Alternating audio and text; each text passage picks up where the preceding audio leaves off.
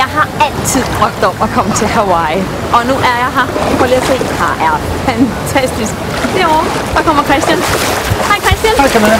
Det er et utroligt dejligt sted, du har valgt at bo. Det er lækkert, ikke? Ja. Ja, det er til dig. Tak skal du have, og god løbetur. Tak skal du have. Christian, han er 33 år og kommer oprindeligt fra Hillerød. For snart 9 år siden, der fik han chancen for at komme 1 år til USA. Den chance, den greb han, og nu har han boet her i Honolulu de sidste 8 år, hvor han lever af at udgive sit eget magasin for sportsfolk.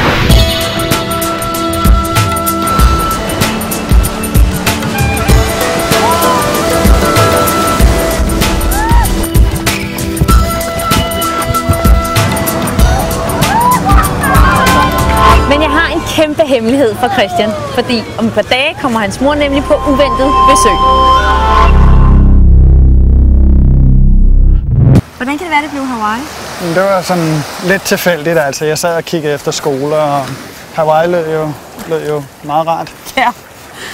Men hvordan kan det så være, det blev her, du endte med? Jamen, skolerne har scholarships herovre. De vil gerne have folk, der løber og vinder deres løb for dem, fordi det er jo gratis reklame, altså de skal ikke betale aviser for reklamen. Og jeg kan nu godt forstå, at du har valgt det her. Ja, det er jo hverdag det her. Ja, det er dejligt hverdag. Christian voksede op i en meget aktiv familie i Hillerød. Som teenager begyndte han at løbe sammen med sin store søster og sine forældre. Og som årene gik, blev han en af Danmarks bedste løbere. Efter HF tog Christian 1 års skoleophold i Memphis i USA. Efter det år blev han tilbudt en gratis plads på universitetet på Hawaii. Nu har han en mastergrad i journalistik og lever af at udgive sit eget løbeblad på øerne i Stillehavet. Hvordan er det så at udgive sit eget magasin her på Hawaii? Det er en dejlig oplevelse at stå med sit eget blad i hånden, efter man har arbejdet på det, og man kan levere det til alle butikkerne og se, at folk gerne vil samle bladet op og se, hvad der sker i området. Så leverer jeg det her jo. Det er jo gratis, så folk kan jo bare tage det. Hvad er det så for nogle folk, der læser dit magasin? For det meste løbere og triatleter, men det er jo et gratis blad, så jeg håber på, at folk de samler det op og måske får lyst til at løbe og dyrke triathlon. Men du er også selv en ret aktiv løber jo. Ja, jeg har løbet i 20 år. Så og hvor tit løber du her på Hawaii? Herovre 8-9 gange om ugen, cirka 100 km i alt hver uge. Det er jo helt vildt meget jo. Så du skal måske løbe en tur? Jeg ved ikke rigtigt, er det virkelig nødvendigt? Jo, det er det da.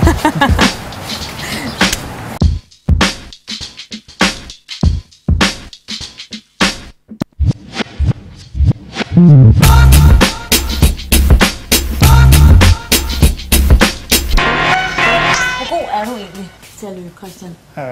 Nu er jeg jo ikke så god mere. Altså, det er jo sådan lidt... Man bliver jo lidt ældre og sådan noget. Så. Men tidligere der gik det jo meget godt. Hvorfor har du ikke præmien derhjemme?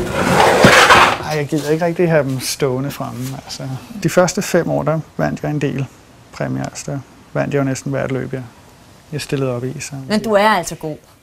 Ja, det gik da fint. Altså, det var beskeden. Det her.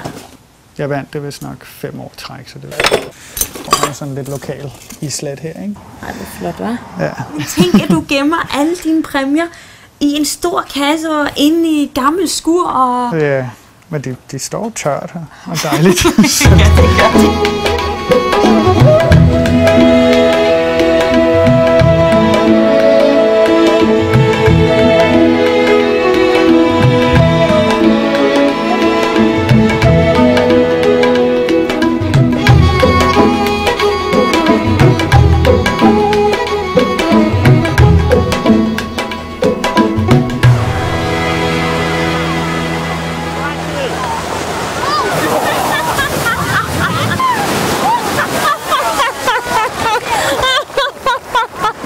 Skal vi tage en tur til? Det kan vi godt.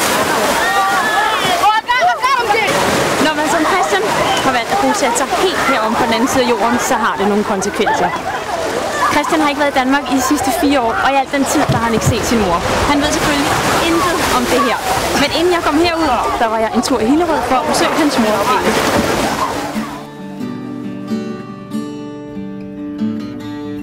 Helle Friis